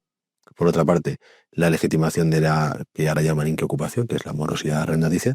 Bueno, pues todo esto, que son medidas que aparentemente son bien intencionadas y la izquierda las vende con un lenguaje lacrimógeno y de solidaridad, el efecto que ha tenido han sido, si nos ponemos a pensar bien, es el efecto contrario al que pensaban. Si pensamos mal, es justo el que querían. Y justo el que querían, ¿por qué? Porque las regulaciones solo funcionan si lo que buscas es que suban los precios, que desaparezca la oferta, que se destruya la posibilidad de emancipación para la gente, que vivir independiente sea casi una figura mitológica y que, bueno, pues que el futuro para todos sea el piso compartido con las implicaciones antropológicas que esto tiene. Entonces, sabemos que las regulaciones no funcionan y sin embargo, pese a que sabemos que no funcionan, el debate es continuamente qué es lo que falta por regular, ¿no? Claro. Decíamos que habíamos enviado a la gente de la propiedad al alquiler, pero claro, cuando vas a vivir en alquiler, pues necesitas un elemento fundamental, que es que otro te ponga la casa, que sea un propietario. Y claro, si tú te dedicas a maniatar y a desproteger a los propietarios, que el día que alguien le deja de pagar, tú le dices, no, te jodes y no recuperas tu vivienda, le pagas los gastos y nadie te paga lo que tú no estás percibiendo. Oye, pues a lo mejor el tipo dice, oye, pues a lo mejor no quiero tener mi vivienda. Es que esto que con la vivienda parece que cuesta tanto entenderlo, pensémoslo, tú montas un bar, oye, tienes que darle gratis la cerveza a la gente, pero tú sigues pagando al proveedor y sigues pagando la luz y el alquiler. Pues a lo mejor prefiero no tener abierto el bar, ¿no? Bueno, pues esto que todos lo haríamos, pues oye, pues quien tiene su casa dice, a mí me merece la pena tener mi casa en propiedad, siempre y cuando yo tenga seguro que entre el día 1 y 5 de cada mes recibo lo que está estipulado en el contrato. Si no lo recibo, pues prefiero tenerlo en esas otras opciones que hemos mencionado, o tenerlo vacío, o lo que sea. Claro, pues desde, decimos, 6-7 años ha desaparecido 1 millón de viviendas que estaban ofertadas, que ya no están ofertadas. Desde la pandemia es la mitad, según los datos de portales inmobiliarios. Es claro, la mitad para cada vez más demanda, porque al mismo tiempo los datos de este mismo estudio que antes mencionaba es que ha subido un 300% las visitas sobre cada anuncio en Idealista. Claro, pues eso, ¿a qué lleva? Bueno, a la escasez, a la subida de precios, a los castings inmobiliarios, a las colas que dan la vuelta a la manzana para ver los pisos más asequibles, a los requisitos leoninos para los inquilinos, al 4 meses de fianza y 4 meses de garantía adicional. ¿Por qué? Porque el tipo que te va a alquilar tiene que tener la garantía de que tú no vas a dejar de pagarle. Entonces, ¿cómo? Así. Y a que se vean perjudicados precisamente quienes más necesitan el alquiler, que son aquellos que tienen una renta muy baja, que llevan muy poco tiempo insertos en el mercado laboral, que son muy jóvenes, que tienen una pensión muy baja, lo que sea, que son autónomos y a los que ya nadie que son familias con niños y a los que ya nadie quiere alquilar, porque son todos estos segmentos los que potencialmente entrarían dentro de la categoría vulnerable y por tanto imposible de desahuciar. Pues hasta todas estas medidas que aparentemente iban destinadas a proteger a las clases populares se han convertido en un auténtico obús contra las clases populares que ya hace 20 años compraban, se les privó de comprar y ahora ya se les priva de poder alquilar y se les manda a todas esas opciones indeseables y al piso compartido, que por cierto, la edad media de personas que viven en un piso compartido es 34 años y medio, contando que muchos chavales que con 20 años se emancipan con amigotes siguen viviendo así. ¿Cuánta gente por encima de los 40 años tiene su proyecto vital bloqueado, detenido por completo, precisamente porque vive en un piso compartido? Pues bueno, lo que sabemos que no funciona es efectivamente los controles de precios. Y toda esta línea que va desde las pruebas forzosas y demás que hemos estado comentando termina con la ley de vivienda y el run de los controles de precios. Desde la ley de vivienda calculan los expertos que ha habido 300.000 viviendas menos. Desde hace un año justo 100.000 viviendas menos. Sin embargo, aún tenemos que escuchar que si esto funciona o que si no ha funcionado suficientemente bien los controles de precios o las regulaciones es porque no se les ha dado una vuelta de tuerca más a las regulaciones, ¿no? Es la idea esta de siempre habrá una generación que considera que el comunismo no salió bien porque no lo hicieron ellos, pues siempre habrá una generación que considera que las regulaciones no salieron bien porque fueron torpes los que lo hicieron, porque no lo hicieron como ellos lo habrían hecho. Bueno, pues y dicen que está saliendo bien lo de las regulaciones. Pues con estos datos yo no me quiero ni imaginar cómo sería si estuvieran saliendo mal.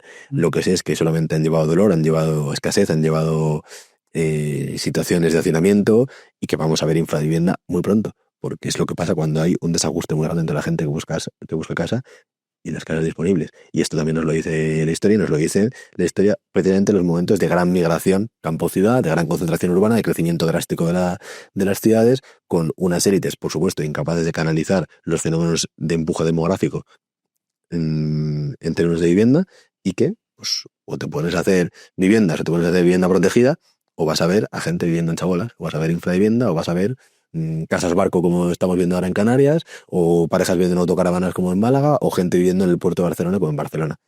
Y todo esto es consecuencia de las regulaciones. Entonces, sabemos que no funcionan las regulaciones, pero es que también lo sabían quienes han tomado estas decisiones. Se les ha dicho en infinidad de ocasiones, cuando vieron expertos a la Comisión de Vivienda con sus diputados, todos lo dicen.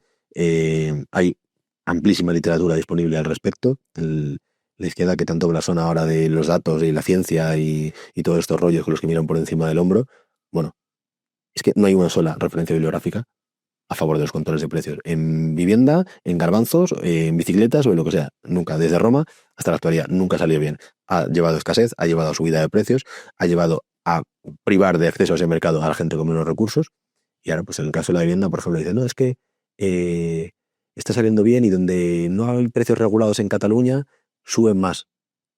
Toma, claro, si donde lo ha regulado ya no hay viviendas, pues esa gente que tiene, insisto, la mala costumbre de querer dormir en algún lugar, se tiene que ir a donde sí hay viviendas. Y si hay viviendas donde no está regulado y hay con mucha más presión de la demanda, pues efectivamente suben los precios. Son cuestiones básicas que, sin embargo, no se pueden decir porque hay un dogmatismo tal, que es una de las cuestiones que a lo mejor más me ha podido sorprender del ambiente de la política institucionalizada. Hay gente que prefiere chocarse todos los días contra la pared 1.000 veces, porque no se chocan ellos, se chocan los españoles, que son los que lo van a pasar mal, porque quien se niega a que haya grúas no va a sufrir las consecuencias de que no haya grúas. Quien se empeña en las regulaciones no va a sufrir las consecuencias de que haya regulaciones. Las sufre la gente corriente.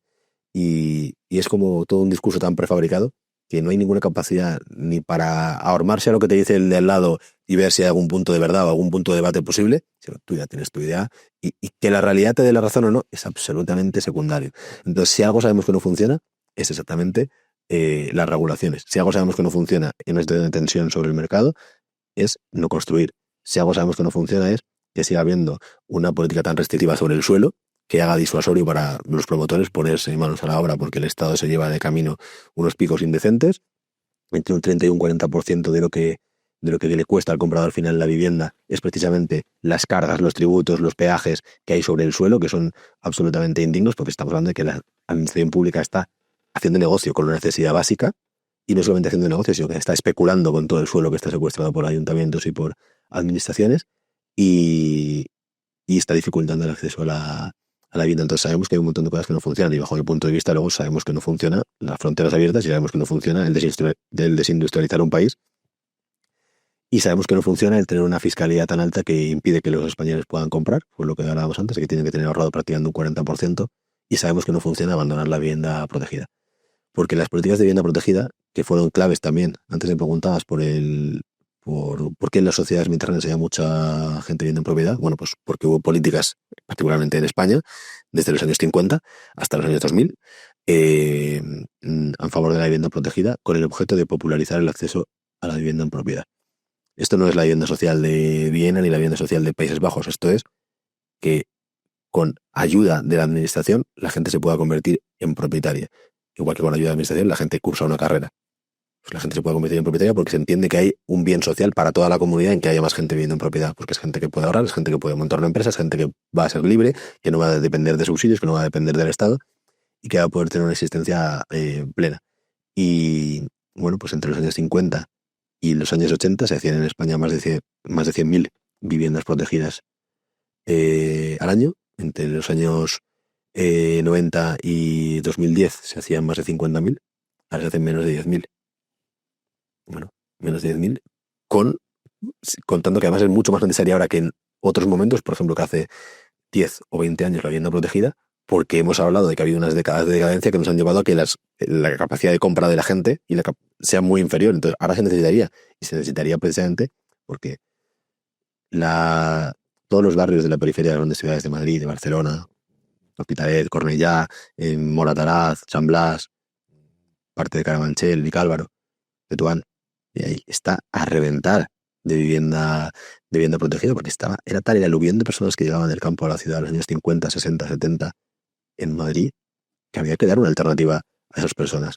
Era una alternativa que no es vamos a crear el puesto de funcionario carpintero o el puesto de funcionario ebanista o el puesto de funcionario constructores. Vamos a ver una colaboración con la iniciativa privada para hacer suelo, para buscar fórmulas que permitan, con descuentos, con subvenciones, que aquí se construya, que sea rentable para quien construye y que esto permita que haya gente que en poco tiempo pueda acceder a la vivienda en propiedad, porque si no, esto va a ser una caldera. Una caldera.